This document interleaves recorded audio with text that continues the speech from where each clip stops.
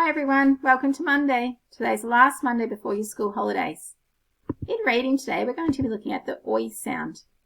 There's two spelling patterns for the oi sound, OY and OI, like in the word toy and in the word soil. In the word toy, you can see the OY sound pattern, t-oi, toy.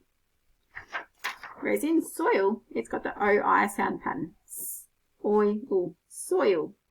Your job today is to look around your house and see how many objects you can see with the oi sound in them. In writing, we've been learning all about procedures. If you go onto Lavella at home, you'll be able to see a video of a dog being washed.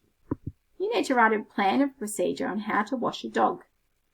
You might even know how to wash a dog already and already know what steps you're going to write in your procedure. In RE, we're going to be looking at forgiveness. It always feels good for us and the person we are forgiving when we make the choice to forgive others and let go of bad feelings. Remember to do your 1 hour of physical activity.